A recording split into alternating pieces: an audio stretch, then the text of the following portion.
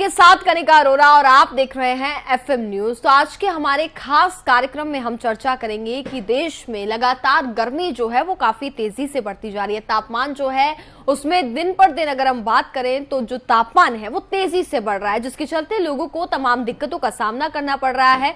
इस पे आज हम चर्चा करने वाले हैं कि आखिरकार तापमान जो है आने वाले दिनों में भी अगर बात की जाए तो क्या कुछ स्थिति बनती हुई जो है वो नजर आएगी।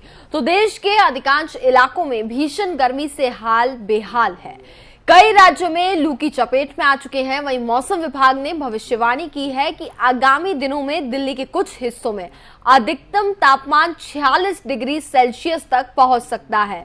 दिल्ली एनसीआर के कुछ इलाकों में तापमान 44 डिग्री तक ऑलरेडी पहुंच चुका है। उत्तर पश्चिम भारत में भीषण गर्मी के बीच दिल्ली में बुधवार को यानी कि कल पारा जो था वो 40 के पार पहुंच गया था। दिन भर गर्म हवाओं का कारण लोगों का बुरा हाल रहा, जिसकी वजह से दिल्ली के कुछ इलाकों में पारा जो है वो 44 डिग्री सेल्सियस को भी पार कर गया। मौसम विभाग ने अगले 5 दिनों के लिए येलो अलर्ट जारी करते हुए भीषण गर्मी पड़ने के साथ लू चलने की संभावना भी जताई है। मौसम विज्ञान विभाग ने बुधवार को देश के बड़े हिस्से में कम से कम अगले 5 दिनों तक लू चलने की संभावना भी जताई है। इसके साथ ही दिल्ली में येलो अलर्ट भी जारी कर दिया गया है।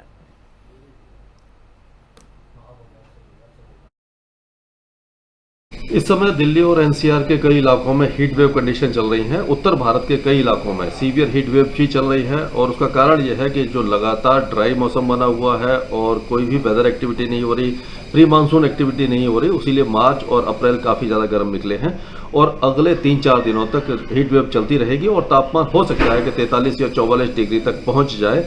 और ये जो हीट वेव कंडीशन है वो कम से कम 2 मई तक दिल्ली एनसीआर सहित पंजाब, हरियाणा, उत्तर प्रदेश, राजस्थान, मध्य प्रदेश कई इलाकों में यानी कि मध्य भारत और उत्तर पश्चिम भारत में देखने को मिल सकती है।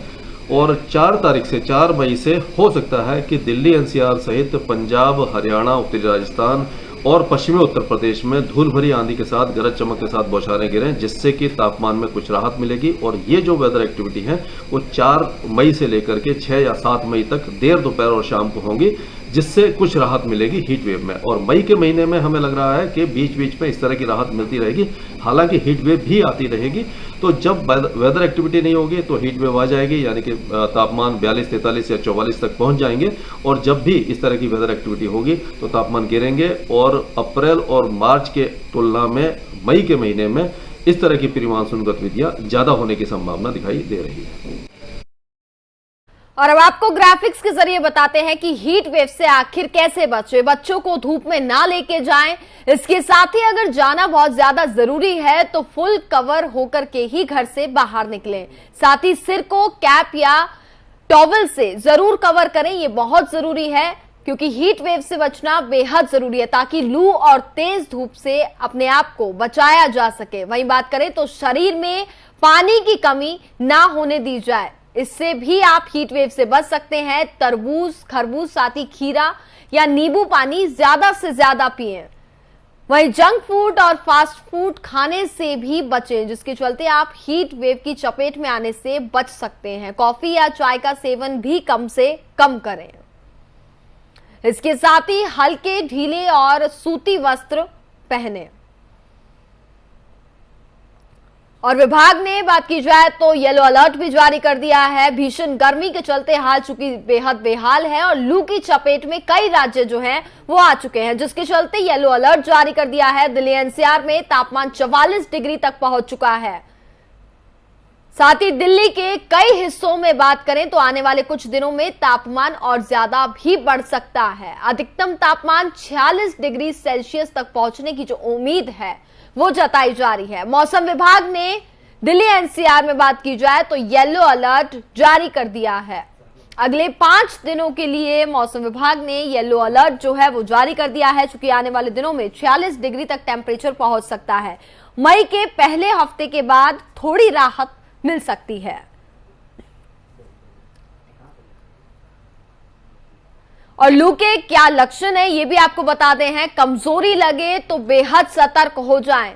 साथ ही सिर दर्द होना, उल्टी आना, उल्टी जैसा महसूस होना, ये भी लू के लक्षण में आता है। साथ ही तेज पसीना और झटका जैसा अनुभव होना, ये भी लू के लक्षण बताए जाते हैं। साथ ही चक्कर आए तो तुरंत चिकित्सीय परामर्श लें। मांसपेशियों में ऐंठन और पसीना अधिक आना, ये भी एक लू का लक्षण बताया जा रहा है। कमजोरी लगे तो जरूर डॉक्टर को दिखाएं।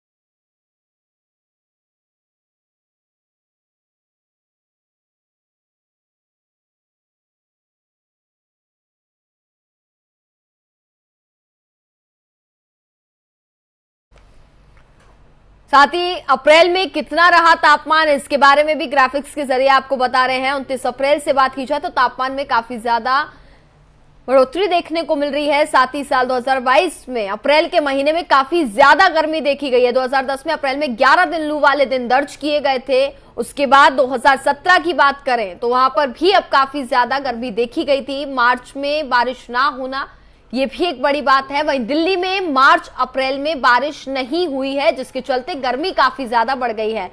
लंबा सूखा स्पेल गर्मी की लहर का एक आसमान पैटर्न, इसके वजह से भी बात की जाए तो गर्मी जो है वो काफी ज्यादा बढ़ गई है, क्योंकि बारिश जो है वो नहीं हुई है, जिसकी वजह से पिछले कई दिनों से गर्मी जो है वो काफी ज्यादा बढ़ती जा रही है। इस साल पश्चिमी विक्षोभ की गतिविधि दुर्लभ और कमजोर है, ये भी एक कारण है जिसकी वजह से गर्मी जो है वो काफी ज्यादा बढ़ती जा रही है। भारत को प्रभावित नहीं किया जा रहा है।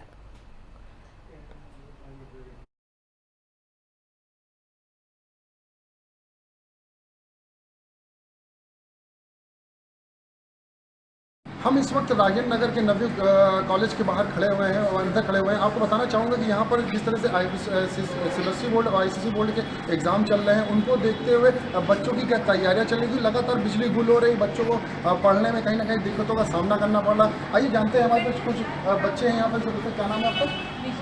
निशा जी, लगातार बिजली जा रही है, कैसे आप लोग पढ़ाई कर रहे हैं और एग्ज़ाम भी चल रहे हैं? थोड़ा डिफिकल्ट है बट एडजस्ट करना पड़ता है। इसके लिए क्या, किसकी लापरवाही मान रहे हैं, क्या करना चाहते हैं आप? आपका नाम क्या है? निधि गुप्ता। निधि जी, ये बताइए, लगातार बिजली गुल हो रही है और कैसे, किस तरह से पढ़ाई कर रहे हैं आप लोग, किस तरह से तैयारियां कर रहे हैं, किसकी लापरवाही मान रहे हैं? ठीक है, इतनी बिजली जा नहीं रही है, वैसे सही है। आपका नाम क्या है? निधि सक्सेना। निधि जी, ये बताइए, लगातार बिजली कहीं ना कहीं संकट दिख रहा है, कैसे पढ़ाई करते हो जब बिजली चली जाती है? किस तरह से आपके एग्जाम भी आ रहे होंगे और किस तरह से तैयारियाँ कैसे करें? मैनेज तो करना पड़ता है। दिन के समय उतनी बिजली ना जाएगा तो सही रहेगा। रात के समय जाती है बिजली, तो इसलिए मतलब जा तो रही है, उतना पहले के मुकाबले कम जाती है। और दिन के समय, गर्मियों का समय दिन में नहीं जाए सही रहेगा। तो कैसे रात में अगर बिजली चली जाती है, आप पढ़ाई कर रहे हैं, तो कैसे फिर तैयार करते हैं कि जिस तरह से एग्ज़ाम भी है चल रहे हैं, सीबीएसई बोर्ड आईसीएसई बोर्ड के एग्ज़ाम चल रहे हैं? सब उतनी नहीं गई बिजली, पहले आती थी मेरे साथ। तो आपका नाम क्या है? पूजा जी, ये बताइए, लगातार बिजली संकट दिखाई दे रहा है, एग्ज़ाम चल रहे हैं बच्चों के, किस तरह से तैयारियां कर रहे हैं और कैसे इसका दोषी किसे मान रहे हैं आप? गवर्नमेंट में होगी, बहुत दिक्कत होती है। यहाँ पे हमारे सामने कुछ बच्चे थे जो हिचकिचा रहे थे बोलने में, क्योंकि काफ़ी डरे हुए थे कि एग्ज़ाम जिस तरह चल रहे हैं उनको तैयारियों लेकर बिजली संकट बना हुआ है। अब वो किस तरह से पढ़ाई करेंगे, ये सबसे बड़ा सवाल निशान उठ रहा है, क्योंकि लगातार बिजली अगर गुल होती रहेगी तो रात की पढ़ाई वो बच्चे कैसे करेंगे? कैमरा पर्सन दादा तक, मैं नितिन अवस्थी, FM न्यूज़ लखनऊ। हम इतनी गर्मी, मार्च में बारिश ना होना, ये बड़ा कारण जो है वो बताया जा रहा है। दिल्ली में मार्च अप्रैल में बारिश नहीं हुई, जिसकी वजह से गर्मी जो है वो काफी ज्यादा बढ़ती जा रही है। वहीं लंबा सूखा स्पेल गर्मी की लहर का एक असामान्य पैटर्न भी है, जिसकी वजह से जो तापमान है उसमें दिन पर दिन अगर हम बात करें तो कहीं ना कहीं बढ़त देखने को मिल रही है। और इस मुद्दे पर हमारे साथ ज्यादा बातचीत करने के लिए लखनऊ से हमारे संवाददाता नितिन अवस्थी हैं, वो जुड़ गए हैं और उनसे जानने की कोशिश करेंगे कि लखनऊ में क्या कुछ स्थिति बनती हुई नजर आ रही है। नितिन, लखनऊ की बात करें तो फिलहाल लखनऊ में इस वक्त क्या कुछ हालात बनते हुए नजर आ रहे हैं? क्योंकि हम देख रहे हैं पिछले कई दिनों से गर्मी जो है वो काफी ज्यादा बढ़ती जा रही है। ऐसे में अगर दिल्ली एनसीआर का मैं जिक्र करूं तो यहाँ पर येलो अलर्ट जो है वो जारी कर दिया है। वहीं उत्तर प्रदेश की अगर हम बात करें तो फिलहाल लखनऊ में क्या स्थिति है? बिल्कुल कंकर जी, आपको बताना चाहूंगा कि लखनऊ में लगातार गर्मी का माहौल बरकरार है और जिस तरह से बिजली आपूर्ति को लेकर बहुत बड़ी समस्या बताई जा रही थी, क्योंकि उत्तर प्रदेश की बात कर ली जाए तो 21 से 22,000 मेगावाट बिजली देने की बात चल रही थी, लेकिन उतनी मुहैया नहीं हो पा रही थी। 19,000 मेगावाट बिजली दे रही। कोयला को लेकर बहुत ज्यादा समस्या बताई जा रही थी, जिसको देखते हुए आज पैसेंजर ट्रेनें रद्द कर दी गई है। तो कोयला एक बहुत बड़ी समस्या थी, लेकिन आपको इनके बीच में सबसे महत्वपूर्ण बात बताना चाहूंगा। आज हमारे बीच बिजली कर्मचारी के एक अधिकारी मौजूद है, 2012 में रिटायरमेंट हुए थे और हमारे बीच है ओम शंकर जी नाम है। आइए इनसे बात करते हैं, ये पूरी विधान से बताएंगे कि बिजली में क्या खामियां हैं, किस तरह से लोड बढ़ता है और कैसे वो काबू करते हैं, क्योंकि बहुत बड़ी समस्या है। पहले तो FM में आपका स्वागत है। आपका स्वागत। आपका क्या लग रहा है, जिस तरह से गर्मी बढ़ रही है, भीषण गर्मी अभी देखा नहीं, अभी तो शुरुआती दौर है और बिजली संकट बढ़ रहा है। बिजली संकट बढ़ना तो एक स्वाभाविक चीज है और जहाँ तक ओवरलोडिंग का सवाल है, बिजली घरों की ओवरलोडिंग जो है, ये जो हमारी पॉपुलेशन है, हमारी लखनऊ नगर की जनता है, जहाँ पर भी है ट्रांसफार्मर, जहाँ कम कैपेसिटी के वहाँ पे क्या तो ट्रांसफार्मर बढ़ाए जाए, बिजली घर की क्षमताएं बढ़ाई जाए। जो ट्रांसफार्मर 10 MVA हैं उनको 20 MVA किया जाए। और सबसे बड़ी समस्या है कर्मचारी बहुत दिन से नहीं एडमिट किया गया है इस लेखा क्या उत्तर प्रदेश पावर कॉर्पोरेशन में। तो ये और जो संविदा कर्मचारी कार्य कर रहे हैं उनको भी काफी दिक्कतें हैं और अवधि भंता और सहायक अभियंता ये तो अपना कार्य करते ही करते हैं। और वारिएशन से बिजली कभी बिजली हमारे जमाने में तो बिजली आप ये जान लीजिए टोटल अंडरग्राउंड एंड ओवरहेड लाइनों पर निर्भर करते हैं। कटडाउन और ब्रेकडाउन का सिस्टम था, ये जीरो जाने पर मतलब एक एरिया पूरा बंद हुआ जा रहा था। जो आज तब मैनुअल ऑपरेटिंग होती थी, डीसी प्लांट मैंने चलाए हैं, तब ये एसवर्थ पावर हाउस, कटोरा पावर हाउस जो है आपका, ये कोयले से चलता था। कोयला आपका सोनभद्र वगैरह जहाँ से भी गवर्नमेंट व्यवस्था जो भी सरकार की या प्रशासन की रही हो वो अपना करती रही है। और अब इस वक्त क्या हालात हैं, क्योंकि जब लगभग 11 वर्ष हो गए मुझे सेवानिवृत्त हुए, मैं उप केंद्र परिचालक के पद से सेवानिवृत्त हुआ, कम आवर्तन था। तो जो समझ लीजिए कि फिलहाल बिजली व्यवस्था है। आप तो लगातार बिजली से बने रहे, आपको तो सारी जानकारी होनी चाहिए। क्या लगता है कि जिस तरह बड़ी बड़ी कंपनियों को जिस तरह 45 किलोवाट का ट्रांसफार्मर दिया जाता है, लेकिन वहाँ पर देखने को मिलता है 70 किलोवाट यूज करते हैं, बिजली चोरी लगातार चल रही है, उनके खिलाफ किस तरह से कार्रवाई करते हैं, आप लोग कैसे जानते हैं? ये कार्य जो है ये लोअर लेवल का नहीं है, ये एक्सियन और AC लेवल के कार्य से ये सब इतने बड़े बिजली घरों या बड़े बड़े उद्योगपतियों को ये सब जो ट्रांसफार्मर के माध्यम से बिजली देना, 150 किलोवाट, 500 किलोवाट, 10,000 किलोवाट बिजली देना, ये ऊपर के उच्च अधिकारियों और ये शक्ति भवन का सब खेल होता होगा।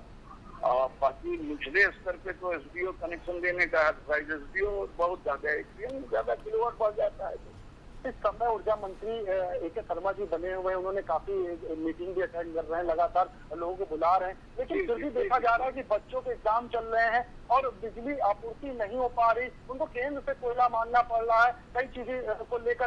तो किस तरह से मैनेज करेंगे, कैसे आप लोग इसको देखेंगे, क्योंकि जिस तरह बच्चों के एग्जाम चलना सबसे महत्वपूर्ण, कैसे उनको देखेंगे? भैया देखो, ये तो फिर प्रशासन का कोयला और इसमें तो हम लोग तो कहीं आते नहीं, ना आ पाते हैं, तो प्रशासन का कार्य है कि कोयला की व्यवस्था, बिजली जो कोयले से पैदा की जाती है उसको कोयला व्यवस्था की जाए। पानी जो है वो पानी जहाँ उत्तराखंड लोग, हमने तो बड़ा भ्रमण भी किया है, एकता परिषद का नेता भी रहा हूँ, परंतु अब की स्थिति और 33 मैनुअल हाथ से ऑपरेट होते 33 kV के पावर हाउसेज मैंने चलाए हैं जो हाथ से ऑपरेट किए जाते हैं। बिल्कुल नितिन बात की जाए तो जैसा कि हमने सुना कि साफ तौर पर ये कहा जा रहा है कि जो बिजली की समस्या भी जो है वो काफी ज्यादा अभी देखने को मिल रही है। एक और जहां गर्मी इतनी तेजी से बढ़ती जा रही है, तापमान हम देख रहे हैं कि 44 डिग्री तक पहुंचने की जो संभावना है वो जताई जा रही है, लेकिन उसके बाद बिजली कटौती होना ये भी कई सवाल खड़े करता है और साथ ही साथ गर्मी से लोगों को काफी ज्यादा दिक्कतों का सामना भी करना पड़ रहा है। ऐसे में देखना भी ये होगा कि उत्तर प्रदेश सरकार भी इस पर क्या कुछ फैसला लेगी और इससे बचने के क्या कुछ उपाय हैं जो बताए जाएंगे। फिलहाल नितिन, बहुत बहुत शुक्रिया आपका हमारे साथ जुड़ने के लिए। तो इस कार्यक्रम में जिस तरीके से हम बात करें तो हमने ये जाना कि आखिरकार गर्मी से कैसे बचा जाए और गर्मी इतनी क्यों बढ़ रही है। तमाम कारण हैं जिसकी वजह से गर्मी भी बढ़ी और जिसके चलते लोगों को तमाम दिक्कतों का सामना भी करना पड़ रहा है और इससे राहत कार्य जो है, जो बचाव कार्य है वो भी सरकार लगातार कर रही है। जगह जगह हमने देखा कि फॉगिंग का काम जो है वो भी किया जा रहा है। लोगों की समस्या हल हो सके इससे बचने के जो प्रयास है वो सरकार भी लगातार कर रही है और साथ ही आपको भी अपना ध्यान रखना होगा, क्योंकि अगर बात की जाए तो आने वाले समय में तापमान जो है वो काफी ज्यादा बढ़ सकता है। 46 डिग्री तक पहुंचने की संभावना जताई गई है और आने वाले दिनों में 5 दिन तक के लिए येलो अलर्ट जो है वो जारी कर दिया है। और मेरे साथ फिलहाल इस कार्यक्रम में बस इतना ही। देखते रहिए FM न्यूज।